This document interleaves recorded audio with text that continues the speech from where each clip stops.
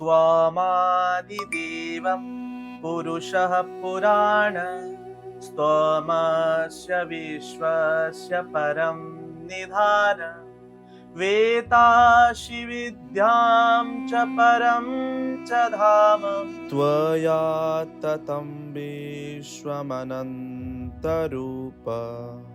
नमो नमः दोस्तों, आप सभी का स्वागत है हमारे चैनल पर। भगवान श्री कृष्ण की जन्माष्टमी के इस पावन अवसर पर आज हम जानेंगे भगवान श्री कृष्ण की जन्माष्टमी का महत्व क्या है। भगवान श्री कृष्ण की व्यक्तित्व केवल चमत्कारों और लीलाओं में सीमित नहीं है। भगवान श्री कृष्ण आनंद और अद्भुत शक्ति के प्रतीक है।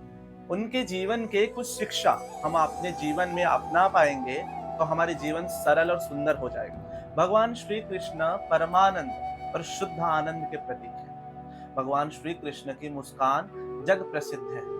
कोई भी उनके पास शिकायत लेकर आते थे तो भगवान श्री कृष्ण की मुस्कुराहट को देखकर शिकायत करना भूल जाते थे। भगवान श्री कृष्ण हमें ये शिक्षा देते हैं कि जीवन में अच्छे पल में तो सब मुस्कुराते हैं, पर कठिन पल में मुस्कुराना एक अत्यंत दिव्यता की प्रतीक है। भगवान श्री कृष्ण की यही विशेषता थी, उनकी मुस्कुराहट सबको विमोहित कर देती थी। भगवान श्री कृष्ण को माखन चोर कहा जाता था। जग में ऐसा एक ही चोर है जिसका सम्मान होता है, और भगवान श्री कृष्ण की जो माखन चोरी, उसके पीछे एक ऐसा महत्व है।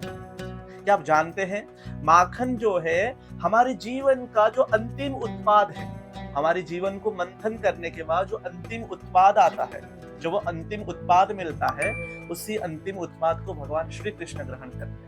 वो अंतिम उत्पाद यह है, हमारे जीवन के सारे अहंकार को हम निकाल के फेंक देंगे तो हमारे जीवन में शुद्ध आत्मा, शुद्ध प्राण को भगवान श्री कृष्ण ग्रहण करेंगे। तो चलिए जानते हैं भगवान श्री कृष्ण के जीवन के बारे में और कुछ घटनाएं। क्या आप जानते हैं भगवान श्री कृष्ण के जन्म के पीछे गूढ़ रहस्यों के बारे में?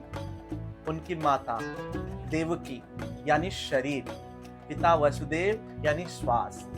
जब शरीर और श्वास का मिलन होता है तो आनंद की उत्पत्ति होती है। वही आनंद ही भगवान श्री कृष्ण है। इसलिए भगवान श्री कृष्ण को नंद लाला कहा जाता है। नंद का मतलब है परमानंद, और जो परम आनंद में रहते हैं वो भगवान श्री कृष्ण है। कंस यानी अहंकार। जब अहंकार अंदर आ जाता है तो हमारे अंदर की जो आनंद की अनुभूति को खत्म कर देता है और शरीर और श्वास को कैद कर लेता है।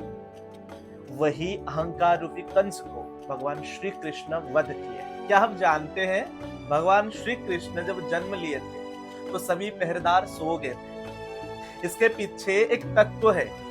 क्या आप जानते हैं उस तत्व के बारे में? तो चलिए जानते हैं। ये जो पहरेदार है, ये हमारे शरीर की इंद्रियां हैं। ये इंद्रिय तब सोते हैं जब भगवान श्री कृष्ण जन्म लेते हैं। भगवान श्री कृष्ण यानी आनंद।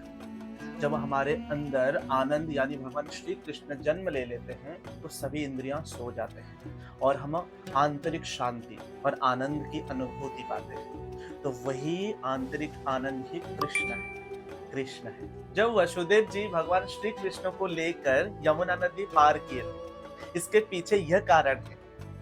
जब विपदा हमारे नाक तक आ जाती है तो ईश्वरीय कृपा सदैव हमारा साथ देती है।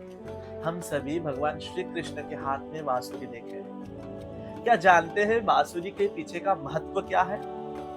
बांसुरी अंदर से खोखला है। जब हम हमारे जीवन से अहंकार को निकाल कर फेंक देंगे और पूर्ण शाश्वत बन जाएंगे तो भगवान श्री कृष्ण हमें अपना लेंगे, जैसे बांसुरी को अपनाए। और भगवान श्री कृष्ण के नृत्य आनंद की प्रतीक है, जो हर पल सदैव जीवन के हर एक पहलू पर नृत्य की तरह, अर्थात जीवन के हर एक पहलू को आनंद के साथ बिताना है। ये नृत्य का प्रतीक है राधा। क्या आप जानते हैं राधा के पीछे के तत्वों के बारे में? राधा और श्याम ये दोनों अभिन्न नहीं है, ये दोनों एक है। भगवान श्री कृष्ण पुरुष है तो राधा रानी प्रकृति है। पुरुष के बिना प्रकृति भी अधूरी है और प्रकृति के बिना पुरुष भी अधूरा है। तो पुरुष और प्रकृति ये दोनों मानवीय चेतना को दर्शाते हैं। भगवान श्री कृष्ण जब महाभारत युद्ध स्थल में अर्जुन को श्रीमद् भगवत गीता का ज्ञान दिए थे उसमें भगवान श्री कृष्ण ये बोलते हैं, कर्मफल सिद्धांत। कर्मफल सिद्धांत यानी कर्म करते जाओ, फल की आशा ना रखते हुए। आज भी हम वही कर्मफल सिद्धांत को अपने जीवन में अनुसरण करेंगे तो सफलता को प्राप्त कर सकते हैं। कर्मफल सिद्धांत ये है, हम कर्म करते जाएं, फल की आशा ना रखते हुए, तो सफलता अवश्य मिलेगी। क्या आप जानते हैं भगवान श्री कृष्ण के व्यक्तित्व के अनूठे संतुलन के बारे में? भगवान श्री कृष्ण योगेश्वर है, भगवान श्री कृष्ण रणछोड़ है, भगवान श्री कृष्ण चित्तचोर है, भगवान श्री कृष्ण अवधूत है। वो बोलते हैं, मैं शरीर नहीं हूँ, मैं मन नहीं हूँ, मैं चेतना हूँ, और वो चेतना हर एक वस्तु में मौजूद हूँ। वही है भगवान श्री कृष्ण।